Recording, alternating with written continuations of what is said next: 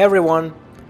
Alright, so I was asked to talk a little bit about my workflow, and today we're going to be digging into the creation of the track that you hear right now in the background.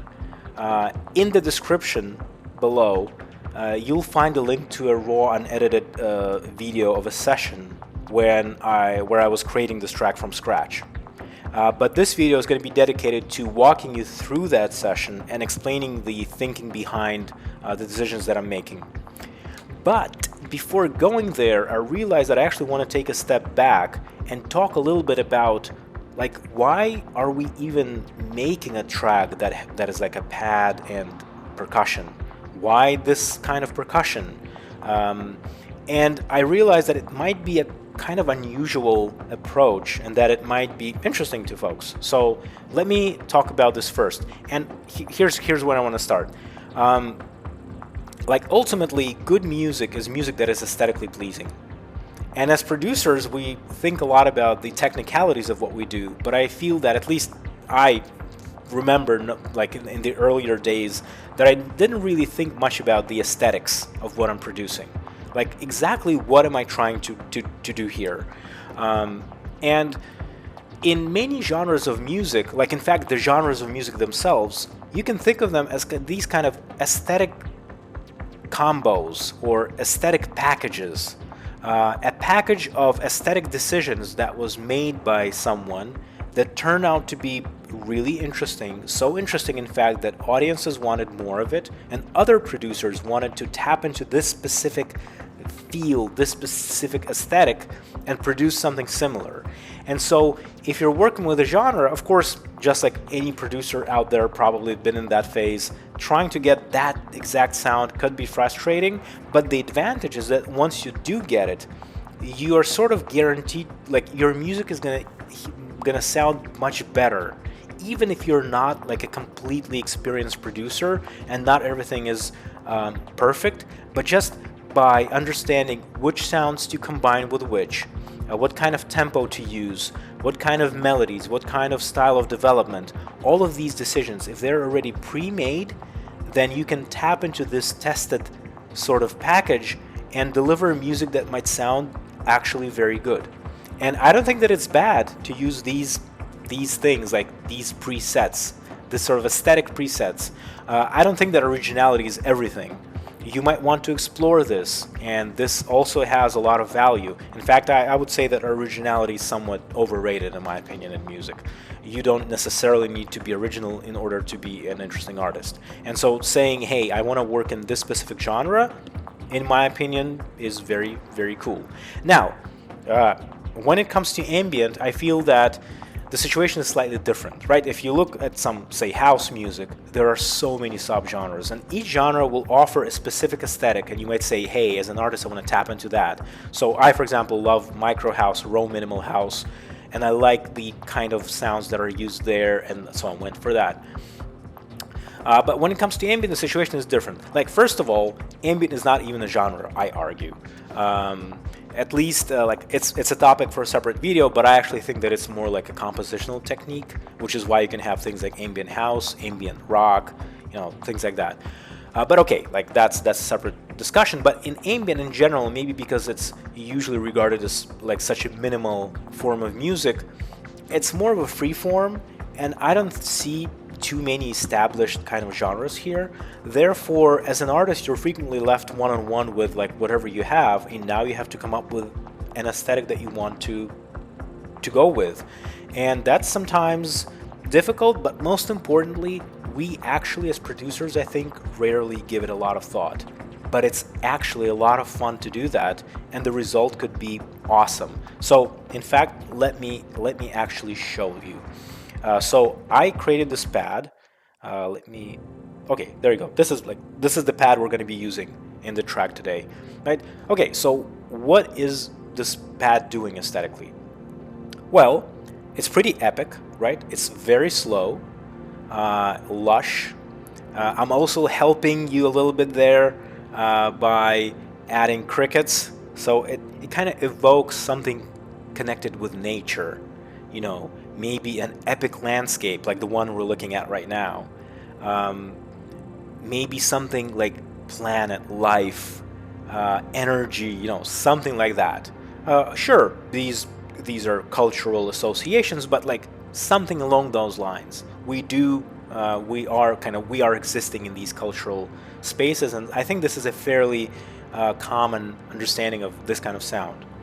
Now, let's say that your concept is, well, sure, I like the pad, but I actually want to create a track that is going to be like pad and percussion. Like, that's your concept. Okay, it's a simple concept. But now the question is, okay, but what kind of percussion?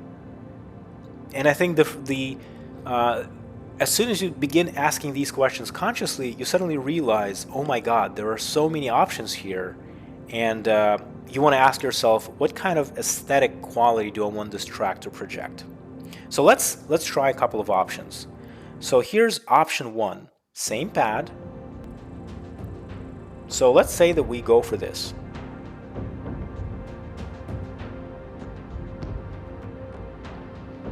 So let's ask ourselves, what does this do from an aesthetic point of view?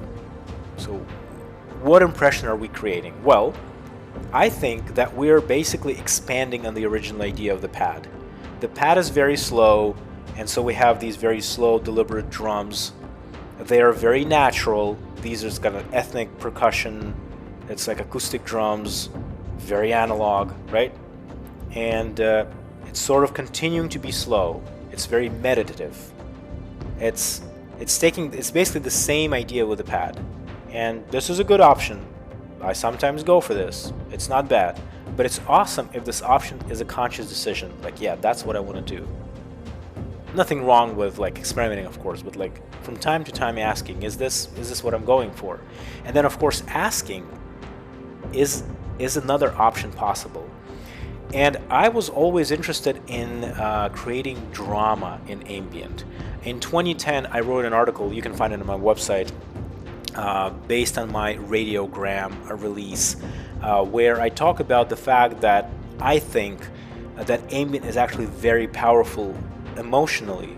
Normally it's thought of as, music for sleeping or relaxation or something like this, but I argue that it actually can convey incredibly powerful emotions, and that the granularity of ambient is incredibly strong. It can tap into these kind of, not just bittersweet, but like zoom into this emotion and amplify some part of it that you intimately know in your experience. But then some ambient artist just captured it, and you can now live in this mood. And sometimes that's what you want.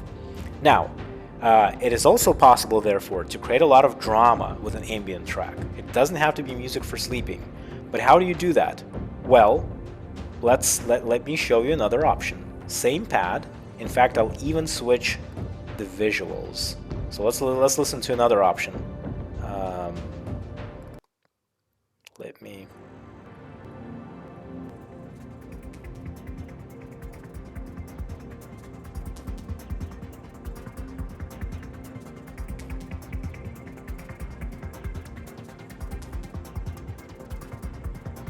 Right, so same pad, but a different approach to percussion altogether. So what's different here? Right, and I think you'll agree that now there's a little bit of drama here, there's a little bit of tension here. And what does this do aesthetically?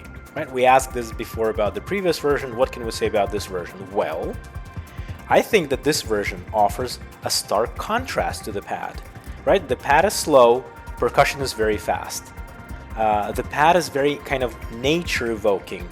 The percussion is incredibly electronic. It's clearly kind of manipulated DSP thing. The pad is full of reverb, and percussion is kind of dry. I mean, there is reverb, but it's not as huge as the pad. And so now suddenly you have this interesting contrast that offers a completely different aesthetic.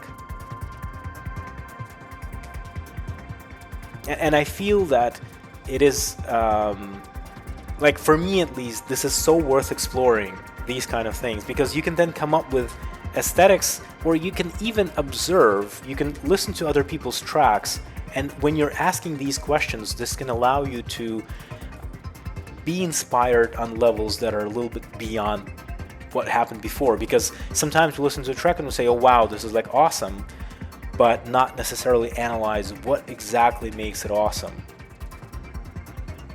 And so I really, like, at some point in time several years ago, I kind of tapped into this kind of aesthetic, and I realized I really like it. I really like the combination of kind of nature and electronics, or natural and artificial, and being able to tell these musical stories with the combined aesthetics of something that sounds very, very natural and something that sounds very, very electronic. And I think that this is an aesthetic that is actually underexplored in ambient music, because so obviously some of the artists that I've seen the approach from were works of collaborations between Ver Eunice and Steve Roach. So there are a couple of albums where they work together with this very aesthetic, where they have very lush, slow pads and really fast, almost frantic percussion sometimes. And by the way, you don't have to stop there, right? You can combine these things then, because as you begin exploring these aesthetic packages or these aesthetic decisions, you can now start playing around with this, right? It doesn't need to stay like that. It doesn't need to stay electronic. You can start exploring the boundaries of this approach. For example, from my latest album, there's a track called Navigator. Let me show this to you. And this track, the approach here is very hybrid. It's like you have really kind of natural sounding ethnic percussion samples, but I'm adding a lot of modulation. And so it goes in and out. Like, you're hearing percussion that is supposed to be like, you can imagine this being played right by someone somewhere in the, in the cave. But then there are some filters and things that where it's clear that it's not possible to play it this way.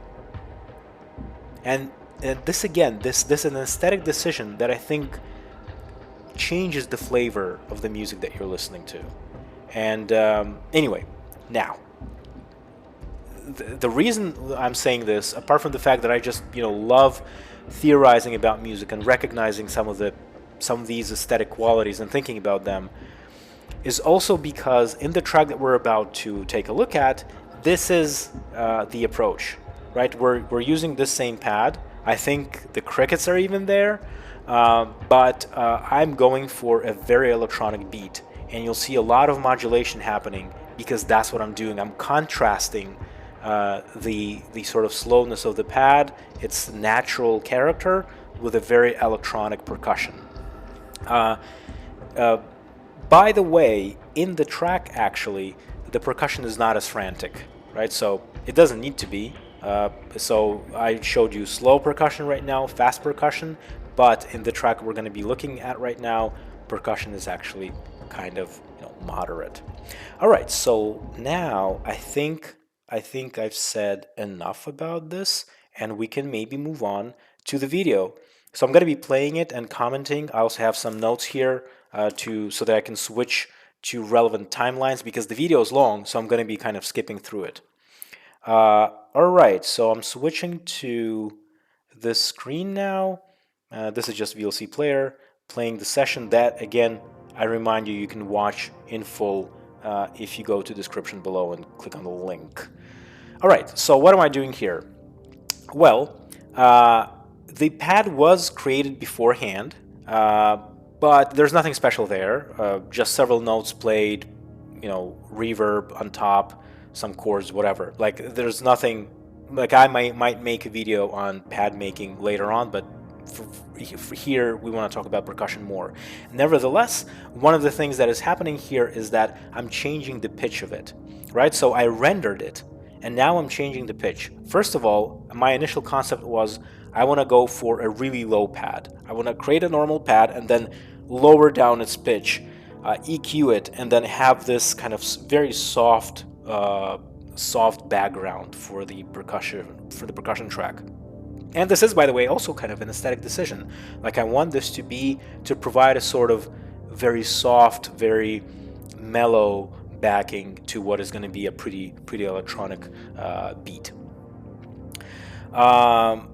Right, and the interesting thing about changing the pitch of the sound is that you can always find something very interesting about it. I'm stopping it because I want to finish my thought here. You can always find, so you're creating a pad, and then you're trying different pitches. You might actually find pitches that might sound better than the original sound. You're creating your pad and it seemed okay, but then you tried it at different pitches, and some pitch might actually you might actually like it a lot, because it's right. It's not note music, it's sound music, and you're able to actually kind of mold it into exactly the thing that you like. And just specifically looking at a sound and thinking, do I like the flavor of note A or A sharp or what? And so this is play around with this if you like. Render a pad that you created and then try changing pitches, and you'll actually almost always find a pitch that is better than the original one, that sounds more interesting, that sounds either softer or harsher depending on what you want. All right, here of course I'm EQing this thing, reducing the lows a little bit. Always reduce the lows. This is a standard trick where you enhance a little bit the frequencies just to make sure that unwanted frequencies you can detect them and just hide them a little bit. All right, yeah, another important bit here is shimmer, right? So I'm applying shimmer, and as you can see, let me go back and show you again. I'm applying, like normally folks will apply 12, right? Because you want to get the reverb to go an octave higher. But I typically actually apply 7, so 7 semitones up. So this is my kind of secret Luigi Verona sauce, if you like. So you can try that. But I think it creates a very interesting flavor. It's sort of, yeah, it won't work with every pad, but it will typically work with pads that are this epic and rich and lush. And it will create a sort of an interesting flavor to it. I typically will reduce the lows, as you've seen me do there, and I will make it fairly quiet, like easy to overdo shimmer, so be careful with it. But it adds a sort of tension to the pad that you might never even necessarily consciously hear, but it works. Because if you remove it, you realize the sound is less interesting. And even if you do it like just at 12, it's going to be, I feel, in many cases less interesting than at 7. So anyway, that's my approach. Okay, and then what I'm doing is I'm picking percussion here, of course. As you see, I'm looking at very kind of electronic percussion. These almost, and I pick a very dry, by the way, very dry tom for this. All right, so then just putting this together quickly, and then of course the delay. So the delay is the key here. Obviously, very frequently we're going to be using 1/16, 1/8, but notice that I'm cranking this thing up to 1.5 dotted, right? So I did this for the R channel. The reason for this is because my goal here is to not simply add a little bit of like an effect or a little bit of ghost notes. My intent here is to construct a beat. And instead of coming up with a beat, I'm sort of generating it. It's in a very real way generative music, right? So by making the delay at like 1/2 or sometimes even 1 or even 2 sometimes, so that it repeats, like you're playing the bar and then the echo will repeat. Obviously the dotted allows you to ensure that it doesn't repeat, doesn't hit the same notes on the second render. But that allows you a lot of unpredictability because you don't want it to be predictable, and therefore you're adding these kind of large values that will intermix with the things that you're putting onto the piano roll. And then the mix here is set at 72 so that these ghost notes are actually prominent.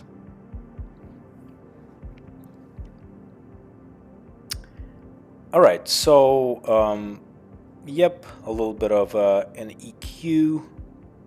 Typically, it's just removing some of the lows. Always remove lows. All right, so then you see what I'm doing here is adding a little bit of modulation, nothing special, but here's the interesting thing. As I'm doing this, you know, cranking up the resonance here, the filter envelope, then exploring the range that I wanted to LFO over. The interesting bit here is that currently we don't really have a lot of elements, but by adding just a single element and really paying attention to what it's playing, but also the movement in the sound, we're able to achieve something very interesting without adding a lot. Right? Like, listen to this. It's already something, right? It already sounds pretty interesting. But there's not a lot. Just a pad and just one kick modulated a little bit. Oh yeah, that's an important bit, by the way. So it's becoming louder. So this was something that was really, you know, like a huge problem for me back in the day. I would tend to work very quietly, and then when I would render something, I would then normalize it and realize, oh my god, resonating frequency here, resonating frequency there, this sample sounds bad, the levels are all over the place. And so I realized that, yeah, you have to when you're working on a track, you have to make sure that it's loud, that it's basically at a comfortable level, that you can hear everything, and that after the track is done, when you render it, you don't have to like normalize it very much. So this is important. I still tend to work with a lot of dynamic headspace, therefore I'm using the gain on the master bus to just increase it so that I don't worry about it. The downside, of course, is that when I'm picking samples, unfortunately, it becomes very loud. But anyway, this next things that I'm doing, and I'm looking here at my notes. Yeah, so there's nothing special going on for the next bit. I mean, there is a little bit here that I want to walk you through, but in general, I'm just adding more sounds. And I'm adding them into the same, basically, effect stack. The same effect stack. Yeah. And because the delay is pretty long, you don't hear that they're going through the same delay stack, and it feels interesting. I think the next sound that I'm going to add is kind of cool. Oh yeah, of course, in the parallel channel, I'm adding reverb just to add a little bit of space. I mean, with these kind of things, when I'm adding kind of plate reverb or something like this, I frequently struggle with just, you know, just finishing with something, you know, like picking something, because you can just endlessly play around with these spaces. Each of those spaces is slightly different aesthetic decision. It's also just sometimes so much fun just going through all of the different presets, for example, or playing around with spaces. And so when it comes down to this kind of reverb, in this track, because I was doing this as a demo, I just decided to pick like one and just that's it, and stick with it. But frequently I'll spend a lot of time playing around with this kind of reverb for percussion, because it could be very important. It gives some sort of, you know, like character to the sound. But here I think it works well. Like, it adds a little bit of this kind of brightness to the sound, a little bit of space, but at the same time it still feels fairly dry compared to the pad, which is exactly the effect I'm going for. You have a pad, and then you have these kind of drums which are sort of closer to you, to the listener. So I think this is an important sound. Yeah. So on some of my records, you can hear a sound like that.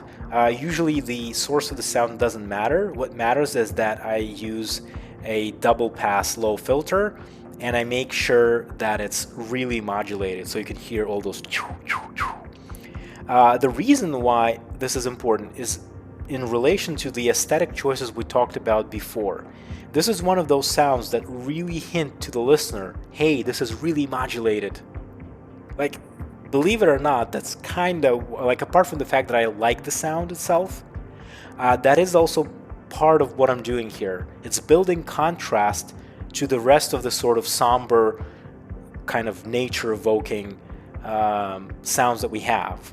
Because even the kicks, like, yeah, we're modulating them a little bit, but they're not wild yet. And so here, you're beginning to get this distinct electronic feel.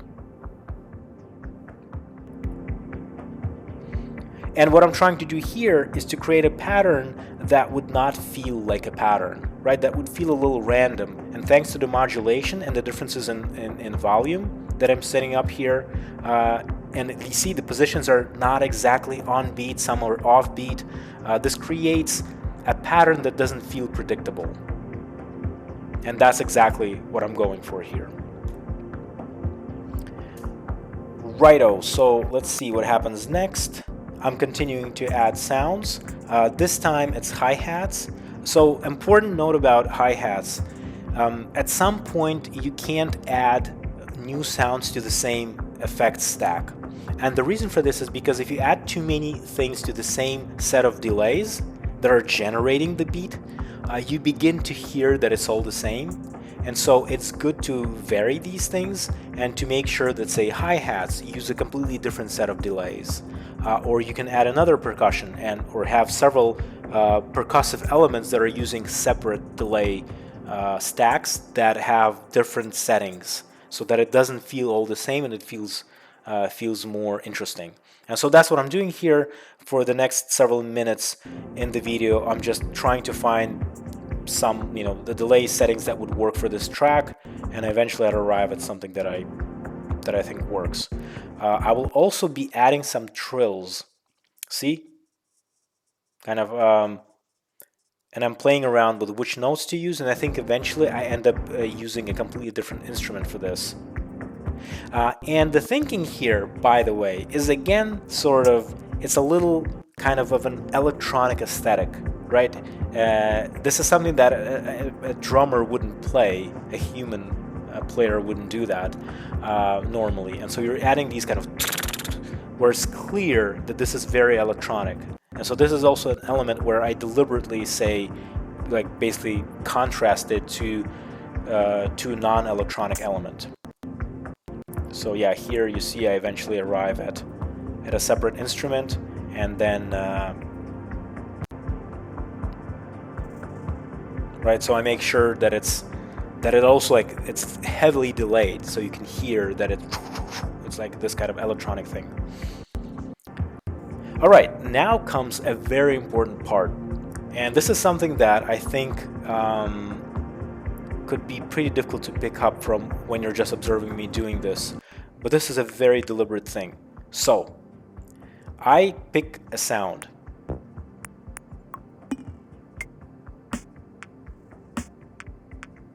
So there's a reason why I do this. So if you listen to the beat that we have right now going before this moment, it's fairly generic. Yeah, you have some kicks. Yeah, they're kind of interesting. Yeah, there's a little bit of modulation, some sounds. It already sounds okay, but it doesn't have a character yet. Like, it's very bland and it's very generic. And so in order to provide some sort of character, something that would stick out, something that the listener would remember about the beat, I would typically try to find some interesting sound somewhere, so that, and then add this into the beat, so that it becomes sort of the most prominent part of it, the most memorable part of it. It's as if all these invisible kicks are doing the job of adding, the rhythm, the groove, the structure, the texture. Yeah, because here I don't think it's about the groove. It's not very danceable, but it creates a texture of the percussion. But these sort of very visible elements, they create the character of the beat. And that's what you as a listener really hear most of the time. I then modulate it a little bit and add another sound to it as well. Even a couple of sounds. See, so and this makes the beat more interesting. So let me see if skipping through here, just me copying it. Yeah. But anyway, that's the thinking behind it. I'm just thinking that at some point in the video, I'll also modulate one of those sounds, and they begin to be kind of very interesting, and they are more prominent. Okay,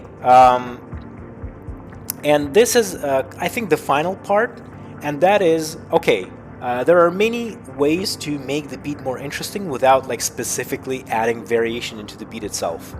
And this is one of them. I'll actually make a separate video where I'm going to be talking about sequencing tricks. But here, what I do is I just added a delay onto the percussion channel, and this is going to be a delay that affects the whole percussion. And then I'm just simply adding these automation events, and this adds a little bit of this kind of haunting sound. It sort of stops the beat a little bit, right? I'm mixing it in at a pretty high level of like 80 or something like this, and this sort of stops the beat a little bit and creates variations there as well. So yeah, that's basically the thinking behind a lot of these kind of decisions. I want to actually, I apologize, I want to go back and find the bit where I'm kind of modulating this, or did it happen earlier? Because at first I just add these things, this instrument, but then later I kind of modulated it, and it kind of, maybe this is what I'm doing here. Yeah, see, it's being modulated. And later on in the final, I actually still haven't finished this track fully, but in the version that I was playing in the background in this video when the video started, I actually also worked on the levels later on and made this bit even more prominent so that the beat feels more alive. Yeah. Anyway, folks, this is basically what I wanted to talk to you about. And now that you know the track, let me set it in the background again.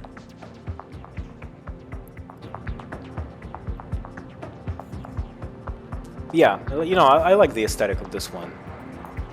Like, it's slow but kind of very electronic, and there's a lot happening, and at the same time, right, there's not a lot elements actually, but every element is thought through, and every element has some sort of movement introduced into it. And this is what really inspires me about tracks like this, how very quickly you can create an environment that is an environment you want to stay in for a long time. And I think that's one of the recipes for a successful ambient track.